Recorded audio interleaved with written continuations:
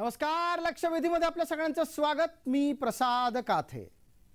छगन भुजबळांनी महाराष्ट्रातल्या मराठ्यांच्या आरक्षणाच्या आंदोलनाला निशाण्यावर घेतल्याच्या नंतर दोन्ही बाजूंनी जोरदार शब्दबाण सुटले. या शब्दबाणांमध्ये अनेकदा मर्यादा ओलांडल्या गेल्या आणि एकमेकांच्या विषयी प्रचंड विखार समोर आला. छगन भुजबळ यांनी एका बाजूला ओबीसींच्या कडून मराठ्यांचा विरोध सुरू केला, दुसऱ्या बाजूला जरांगेंच्या कडून मोठ्या प्रमाणामध्ये या संपूर्ण लढाईत भुजबळांचा विरोध सुरू राहिला. हा टप्पा जसजसा पुढे जात होता तसतसा हा विखार काही कमी होईना आणि महाराष्ट्रात याचे पडसाद उमटणं सुरू झालं. महाराष्ट्रात गुण्यागोविंदानं राहणाऱ्या मराठा, ओबीसी आणि तमाम इतर समुदायामध्ये या निमित्तानं सुरू झालेली अस्वस्थता ही काही लपून राहिली नाही. महाराष्ट्रात अनेक ठिकाणाहून ओबीसींच्या वस्त्यांवर हल्ल्यांचे प्रकार समोर आले. इतकंच नाही तर या संपूर्ण प्रकरणामध्ये टप्प्याटप्प्यानं का होईना पण ओबीसींच्या कडूनही प्रतिक्रिया येताना दिसल्या.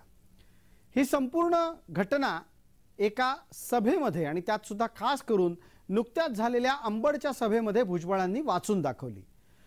मराठ्यांच्या आरक्षणाला विरोध केला म्हणून ओबीसींवर सामाजिक बहिष्काराचे प्रयत्न गावोगावी होत असतात असं भुजबळांचं सांगणं होतं आणि त्याला प्रतिसाद देण्याच्यासाठी किंवा त्याला प्रत्युत्तर देण्याच्यासाठी अशाच प्रकारचा सार्वजनिक सामाजिक बहिष्कार ओबीसींकडूनही झाला पाहिजे हा आग्रह भुजबळांनी धरलाय.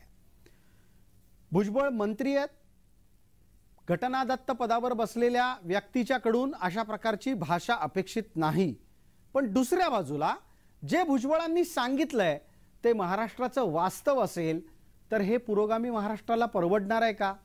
या महाराष्ट्राची पुरोगामित्वाची वीण ही जर अशाच पद्धतीनं उसवत असेल आणि आरक्षणाला विरोध केला म्हणून मराठ्यांकडून ओबीसींच्या वस्त्यांवर बहिष्कार टाकला जात असेल तर हा महाराष्ट्र कुठे चाललाय आणि कुठे नेऊन ठेवलाय हे प्रश्न आहेतच. आजच्या घडीला मराठा आणि ओबीसी यांच्यातला संघर्ष वाढतोय. तो का वाढतोय, कोणामुळे वाढतोय हे जाणून घेणं गरजेचं आहे. मराठ्यांची हजामत करणं बंद करा असा आदेश वजा इशारा देणारे भुजबळ आणि आमची हजामत आम्ही करू, तुम्ही भादरायला याल का इथपर्यंतची केली गेलेली प्रत्युत्तरं ही नक्की महाराष्ट्रात काय पेरतायत ते लक्षात घ्यायला हवं. आजच्या लक्षवेधीमध्ये या निमित्तानं आपल्या सोबत असलेल्या मान्यवरांचा मी आपल्याला पटकन परिचय करून देतो. या चर्चेमध्ये आपल्या सोबत आहेत ओबीसी नेता श्रावण देवरे, आपल्या सोबत जरांगेंचे समर्थक आहेत डॉक्टर राजेंद्र मोरे आणि आपल्या सोबत मराठा समन्वयक आहेत दिलीप पाटील. मला पटकन दिलीप पाटील यांना विचारायचं आहे, मराठ्यांच्या दाढ्या करू नका म्हणजे त्यांची हजामत करू नका असं आवाहन भुजबळ जेव्हा करतात तेव्हा त्याची प्रतिक्रिया देण्यापूर्वी ओबीसींवर आपल्याकडून चुकून अन्याय तर होत नाही का हे तपासून पाहणं गरजेचं असतं की नसतं? दिलीपराव. पहिली गोष्ट एक लक्षात घ्या की आतापर्यंत तुम्ही जे बरोबर सांगितलं की महाराष्ट्रात जी सामाजिक वीण जी आहे ती कुठेतरी उद्ध्वस्त होते किंवा उसवले असं पद्धतीचं एक चित्र निर्माण निश्चित बरोबर आहे. त्यात काय एक लक्षात घ्या की आतापर्यंत एक मानलं गेलंय की सामाजिक बहिष्कार कायद्यानं, बाबासाहेब आंबेडकरांच्या संविधानानं, कायद्यानं असं सांगितलंय की एखाद्या व्यक्तीवर सामाजिक बहिष्कार हा गुन्हा आहे आणि तो सगळ्यात मोठा गुन्हा आहे. मी सांगतो देशद्रोह इतका मोठा गुन्हा आहे तो. आणि जो व्यक्ती इतके वर्ष आपले जर का मंत्री पदावर जर असेल आणि तो व्यक्ती जर एखाद्या समाजावर बहिष्कार घालायचं धाडस करत असेल तर वितुष्ट दोन समाजामध्ये एक वितुष्ट भुजबळ एक प्रातिनिधिक आहेत, वितुष्ट किती टोकाला गेलंय याचा गांभीर्याने विचार करायला पाहिजे. पण दिलीपराव हे वितुष्ट कोणामध्ये निर्माण झालं, कोणामुळे निर्माण झालं? आता हे वितुष्ट जे तयार झालं आता डायरेक्ट जर म्हणाल तर जरांगेने आंदोलन चालू केलं. जरांगेने आंदोलनातनं ओबीसी मधनं जे काही मागितलं त्यानंतर ओबीसीच्या वतीनं भुजबळ तुमचे बाकीचे कोण नेते आहेत ते या शेलगे बिलगे या नेत्यांना पुढे केलं गेलं आणि भुजबळ एक नेता म्हणून पुढे येण्याचा प्रयत्न करत होते. त्यामुळे भुजबळांनी बघितलं की आपल्याला नेता म्हणून जर का पुढे यायचं असेल तर आक्रमक भाषा पाहिजे, ओबीसीना कुठं तर नाही काहीतरी आपल्या मध्ये दिसायला पाहिजे. या पद्धतीनं जे करत गेले भुजबळ, त्यातनं ही जी प्रतिक्रिया आहे ही फार घातक प्रतिक्रिया आहे. महाराष्ट्रामध्ये अशा पद्धतीची कुठली गोष्ट झाली नव्हती. मराठा समाजाने एक लक्षात घ्या, एखाद्या समाजावर बहिष्कार झाला असं मराठा समाजानं कधीही म्हटलेलं नाही. काही ठिकाणी जर का जे आपण जे उदाहरण दिलं, काही वाडी वस्तीवर छोट्या मोठ्या गोष्टी घडत असतील, मोठ्या गोष्टी, त्याबद्दल काही फारसे माहिती नाही. खरं सार्वजनिकरित्या मराठा समाजातला कुठला जबाबदार व्यक्ती असं म्हणलेलं नाही आहे की एखाद्या समाजावर बहिष्कार घाला. ठीक आहे दिलीपराव, आपली भूमिका पोहोचली. पटकन श्रावण डेवरे, आपल्याला उत्तर पोहोचलं असेल, दिलीपरावांचं उत्तर आपण ऐकलं असेल. ते असं सांगू इच्छित आहेत की मराठ्यांच्याकडून सामाजिक बहिष्काराची न भाषा झाली न प्रयत्न झाला. या स्थितीमध्ये एका गोष्टीचा खुलासा तुम्ही करा. मग भुजबळांनी जी यादी वाचून दाखवली होती अंबडच्या सभेमध्ये की कशा पद्धतीनं मराठा आरक्षणाला विरोध केल्याबद्दल ओबीसींना गावोगावी सामाजिक बहिष्काराच्या बरोबरच दहशतीला अनुभवावं लागतंय, ती खरी आहे की खोटी आहे? बघा, भुजबळ साहेबांनी जे नाभिक समाजाला जे संप करण्याचं आव्हान केलं, हे आव्हान काही महाराष्ट्रात पहिल्यांदाच नाही दिलं गेलं असं आव्हान. आणि नाभिक समाजाने काही पहिल्यांदाच संप केला असंही नाही आहे.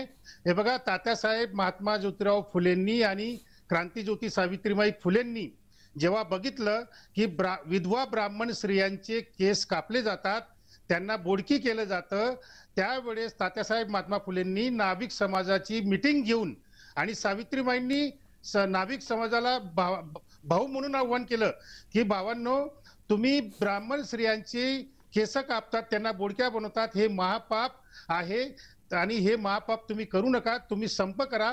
त्याप्रमाणे महाराष्ट्रामध्ये नाभिक समाजाने मोठा संप घडवून आणला आणि त्या ब्राह्मण समाजाच्या विधवा बाईंचा केशवपन तेव्हापासून बंद झालं. आता एखादा समाज जर अन्याय करत असेल, एखादा समाज घटक जर अन्याय करत असेल, तर त्याला धडा शिकवण्यासाठी जर नाभिक समाजाला जर आव्हान केलं भुजबळ साहेबांनी, तर त्याच्यामध्ये काही चुकीचं नाही. ते तात्यासाहेब महात्मा फुलेंचे अनुयायी असल्यामुळे त्यांनी तात्यासाहेब महात्मा तुम्हाला बोलायचं एक लक्षात घ्या, तुम्ही काय बोलताय? मला बोलू द्या, सामाजिक बहिष्कार मला बोलू द्या आणि संप यातला फरक कळतो का? तुम्ही बोलताना मी बोललो का? शिस्त पाडा, शिस्त पाडा. एक लक्षात घ्या, तुम्ही भुजबळांच्या तुम्ही बोलत असताना मी बोललो का? बेशिस्त वागू नका, समर्थन काहीतरी शिस्त पाडा, काहीतरी शिस्त पाडा, शिस्त पाडा, काहीतरी डोक्यात काहीतरी ठेवा थोडंफार आणि शिस्त पाडा. तुम्ही बोलत असताना मी बोललो का? तुम्ही बोलत असताना मी बोललो का? तुम्ही बोलत असताना मी बोललो का? मी या प्रकारच्या शाब्दिक चर्चेतल्या शब्दबाणांमध्ये हस्तक्षेप करतो आणि एक विनंती करतो की आपल्या प्रत्येकाला एक छोटी मर्यादेची आठवण करून देणं गरजेचं पडतं. पण देवरे साहेब, जो मुद्दा आता दिलीपराव मांडतायत त्यांचा त्रागा लक्षात घ्यायला हवा. महात्मा ज्योतिबा फुलेंनी केशवपनाच्या विरोधात केलेली भूमिका ही मराठ्यांच्या कडून होणाऱ्या अत्याचाराच्या विरोधातल्या भूमिकेच्या समांतर किंवा एकसारखी असू शकते. हा तर्क पटण्यासारखा आहे का देवरे साहेब? हे बघा, ब्राह्मण समाज जो आपल्याच विधवा स्त्रियांवर अन्याय करत होता, त्या आणि आता मराठा समाज हा ओबीसीवर अन्याय करतोय, घर जाडतोय, घरं जाडतोय, बायका पुरांवर पेट्रोल टाकून जाडतोय. याला शिस्त शिकवा काहीतरी, याला शिस्त शिकवा काहीतरी. बेशिस्त माणसाला, या बेशिस्त माणसाला शिस्त शिकवा. दिलीपराव आणि मोरे साहेब, दिलीपराव आणि मोरे साहेब थोडं ऐकून घेऊया. त्यांच्याकडे काही तपशील असू शकतो, देवरे साहेबांच्याकडे काही तपशील असू शकतो. तुम्ही त्याचा प्रतिवाद करा, मी संधी देतो आपल्याला. देवरे साहेब, कुठे कुठे अन्याय झाला त्याचा काही तपशील आहे तुमच्याकडे? शिस्त पाळा थोडीफार. हे बघा, सगळ्या महाराष्ट्राने बघितलं, सगळ्या जगाने बघितलं की या मराठ्यांनी, या गुंडांनी ओबीसी कार्यकर्त्यांची घरं जाळली, हॉटेल जाळले. याचं कोण बंद हे भाषा चालणार याचं नाही. माईक बंद करा. समजा मागे घ्यायला आहे तुला पहिल्यांदा. अशा बेशिस्त हे माणसाला असं समजून चालणार नाही. बोलू नका. गुंड म्हणायचे ना अधिकार कोणी दिला? बेशिस्त गुंडच आहे गुंड ते. म्हणायचा अधिकार कोणी गुंड दिला? असतात. गुंड म्हणायचा आपण सार्वजनिकरित्या बोलत असताना जाळपोळ जे करणारे काय गुंड भाषा आहेत. वापरली जाते, तोडफोड करणारे जी गुंड काय आहेत. भाषा वापरली जाते, घरात येणारे गुंड आहे. एखाद्या समाजाला गुंड म्हणायचं, गुंड लोकांना गुंड नाही म्हणायचं तर काय एखाद्या म्हणायचं? समाजाला आपण गुंड लोकांना गुंड नाही म्हणायचं तर काय म्हणायचं? मर्यादा बाळगला गेला गुंड पाहिजे. हे सगळे मला गुंड लोक मला या मला सगळ्या- मला मला पुन्हा आपल्या सगळ्यांना आठवण करून द्यायला लागेल की जर असे शब्दबाण चालत राहिले तर ना चर्चा पुढे जाईल, ना मुद्दे चर्चेत येतील, ना उत्तरं सापडतील. पटकन देवरे साहेबांना दिलेला वेळ आहे. माझी विनंती आहे बाकी सगळ्यांना, देवरे साहेबांना आपण आपल्याकडून 1.5 मिनिट देतो आहोत. पूर्णपणे 1.5 मिनिटात देवरे साहेब आपण आपलं म्हणणं मांडावं. हां, एक गोष्ट लक्षात निश्चित ठेवा देवरेजी, की समोरच्याच्या भावना दुखावल्या तर त्याच्याकडून प्रतिक्रिया येते. फक्त मी विनंती बाकी सगळ्यांना, प्रत्येकाला करेन, आपण आपली भूमिका आणि आपल्या भावना आत्ता नियंत्रित ठेवा. बोलण्याची संधी मिळाल्यानंतर निश्चित आपण बोलू शकता. देवरेजी, आपलं 1.5 मिनिट सुरू झालंय. मी आपल्याला विचारलं, महाराष्ट्रात मराठ्यांकडून अन्याय झाला असा जो दावा केला जातोय तो इथे बसलेले मराठा समन्वयक आणि इतर मान्यवर नाकारतायत. तुमच्याकडे माहिती कुठनं आली? असे पुरावे कुठनं आले? या मराठा गुंडांनी आमदाराचं सुद्धा घर जाळलं, आमदाराची बायका पुरांवर पेट्रोल जाळण्याचा प्रयत्न केला. आणि या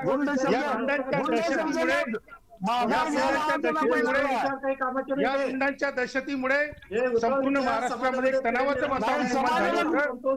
त्यामुळे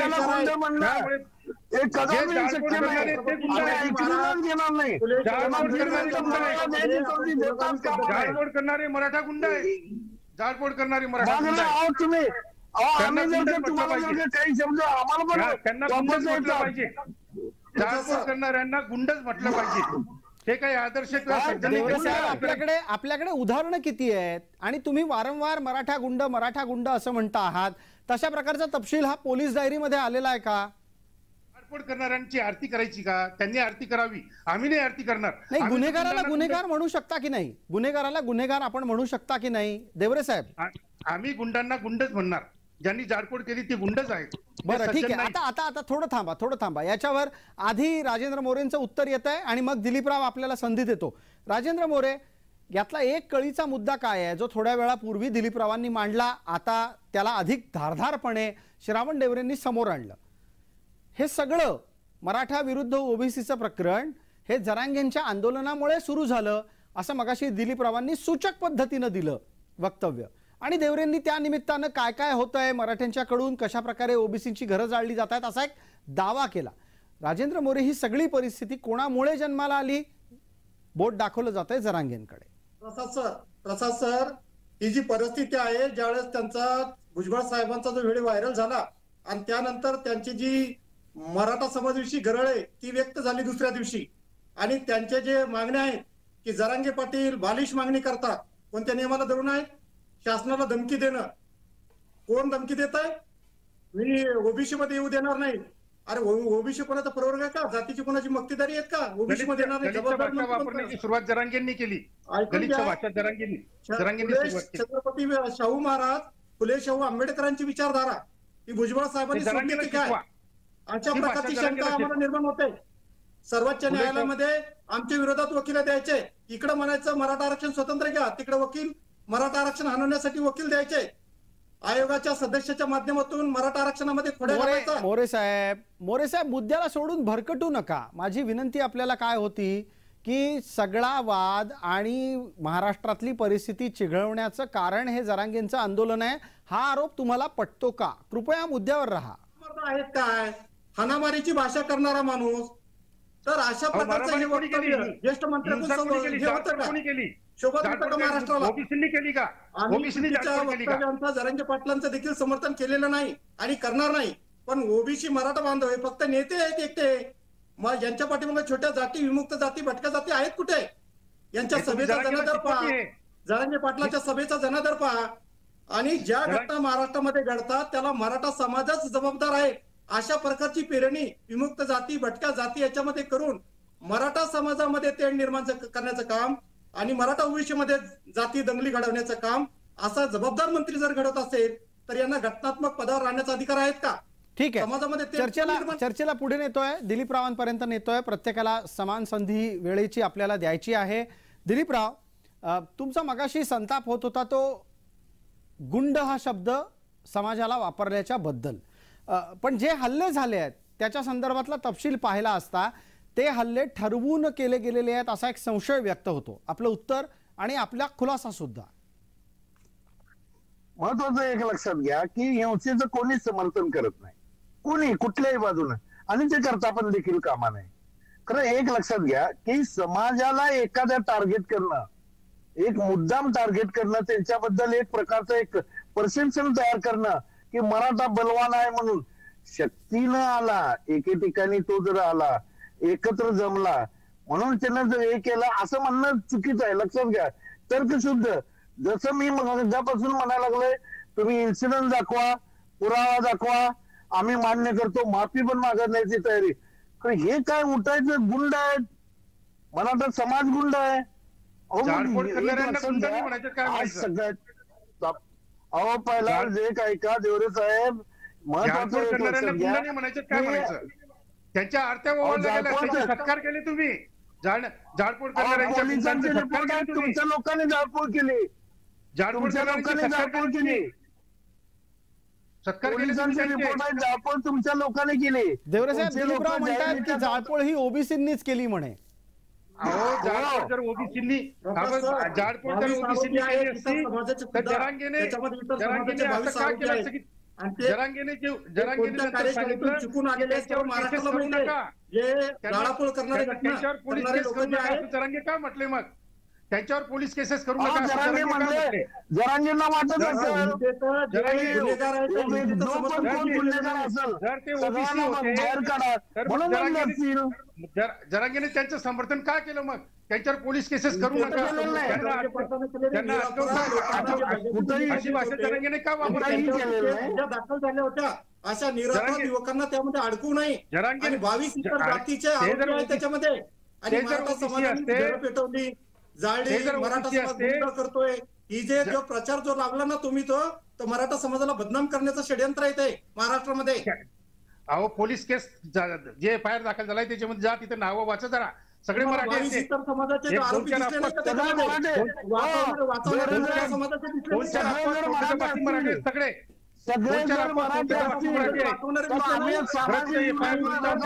खाजगी भांडणं होता, खाजगी भांडणामध्ये देखील मराठा समाज घडून आणतो. अशा प्रकारचा दुप्रचार अनेक जाती जमातीमध्ये झालं नाही.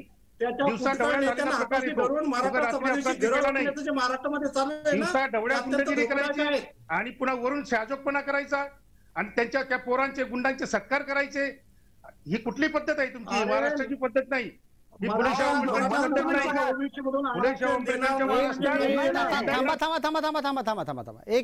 एक मिनिट सगळ्यांना विनंती आहे, कृपया एक संकेत पाळा चर्चेचा, आणि या संकेताच्या माध्यमातून चर्चेला पुढे नेण्याची गरज असते. त्या चर्चेच्या माध्यमातून प्रश्नांची उत्तरं समोर येण्याची गरज आहे, आणि मुद्दे सुटण्याच्या पर्यंत आपण ही चर्चा आणण्यासाठी प्रयत्न करत असतो. मला विनंती आहे सगळ्या मान्यवरांना, तर कृपया शांत राहा. एक माणूस बोलत असेल, कृपया इतरांनी त्यावेळेला बोलू नये अशी अपेक्षा आहे. मला आपल्याला आता एक पुढचा मुद्दा उपस्थित करायचा आहे की ही जी सामाजिक बहिष्काराची भाषा आहे ही क्रियेची प्रतिक्रिया आहे असं आत्तापर्यंत दिसलं, आणि क्रिया कुणी केली इथून वाद सुरू झाला. मला पटकन दिलीपराव आपल्यापर्यंत यायचं आहे. दिलीपराव, आपण शांतपणे उत्तर द्यावं. तुमचं उत्तर झाल्यानंतर एक एक करून आपण पटापट इतरांना बोलतं करू. मला एका गोष्टीचा खुलासा करा, हा सामाजिक बहिष्काराचा विचार सुद्धा महाराष्ट्रातून दूर झाला पाहिजे, त्याची जबाबदारी कोण घेणार? समजा चर्चेसाठी आपण धरू की मराठ्यांच्याकडून ओबीसी लक्ष होत असतील, तर तुम्ही मराठा नेता म्हणून ओबीसी लक्ष होणार नाहीत याच्यासाठी प्रयत्नशील असाल का? आणि जे कोणी अशा प्रकारचे प्रयत्न करत असतील त्यांना थांबवण्यासाठी काय करणार आहात? महत्वाचं एक लक्षात घ्या की आपण जे बरोबर विषय योग्य ठिकाणी आहे आणि योग्य दिशेने आहे. विषय फार गंभीर आहे. काते साहेब, मी तुमचं अभिनंदन करतो. एवढा गंभीर विषय अजून ज्या पद्धतीने लावलाय, कारण हे लक्षात घ्या, हे आरोप प्रत्यारोपाचा विषय नाही आहे. सामाजिक बहिष्कार, विचार करा, सामाजिक बहिष्काराचं आणि त्याचं समर्थन जर जबाबदारी व्यक्ती लोक करायला लागलं तर महाराष्ट्र कुठे जाणार? ठीक आहे, आज त्यांनी नाभिक समाजाला केलं, उद्या त्याला दुसऱ्या समाजाला केलं. उद्या मराठा समाज जर म्हटला की आम्ही एका विशिष्ट समाजावर बहिष्कार घालतो, काय परिस्थिती होईल हो? परत आपण 300-400 वर्ष पाठीमागे जाणार ना? याचा कोण विचार करतोय का? मी सांगतो, लक्षात घ्या, काहीही असो लक्षात घ्या की जर मराठा समाजातल्या काही लोकांच्याकडून काही जर छोट्या मोठ्या गोष्टी जर का वाटत असतील त्यांना की अशा घडायला पाहिजे तर घडल्या नाहीत, म्हणून सामाजिक बहिष्कार हे कुठंही या जगात लक्षात घ्या मान्य झालेलं नाही. इव्हन अमेरिकेतला घ्या, या ठिकाणी अशा ठिकाणी सामाजिक बहिष्कार गोष्टीतूनच मोठे युद्ध पुढे झालेले आहेत. सगळ्या गोष्टी या त्यातून आहेत. आणि महाराष्ट्रासारख्या पुरोगामी जर राज्याला हे कधीही परवडणार नाही. बर दिलीपराव, या निमित्तानं पटकन आता पुढे जायचंय, वेळेची मर्यादा आहे. देवरे साहेब, ज्या घटना घडतायत त्या घटना थांबवणं गरजेचं आहे. ओबीसींवर ठरवून जर समजा सामाजिक बहिष्कार टाकला जात असेल तर त्या विरोधात कायदेशीर कारवाई झाली पाहिजे, तसं करणाऱ्यांना रोखलं गेलं पाहिजे. पण मग या सगळ्यातून एका प्रश्नाचं उत्तर आपल्याकडून मला अपेक्षित आहे देवरेजी. हा महाराष्ट्र पुरोगामी राहिलाय? बघा, या महाराष्ट्रातला SC ST OBC म्हणजे दलित आदिवासी OBC हा पूर्णपणे फुले शाहू आंबेडकरांना मानणारा समाज आहे. आणि तुम्ही जर आता जरांगेचं आंदोलन जर बघितलं तर ना शाहू महाराजांचा सुद्धा फोटो नाही, बाबासाहेब आंबेडकरांची तर फार लांबची गोष्ट, तात्यासाहेब महात्मा फुलेंचा फोटो लावण्याचा प्रश्नच नाही. पण ज्या छत्रपती शाहू महाराजांनी यांचे तोंड बंद करा, याचा प्रचार करता, बॅनर बघत नाही तुम्ही, चुकीचा प्रचार करता असं सांगून शाहू महाराजांचा फोटो सुद्धा नाही यांच्या आंदोलनामध्ये.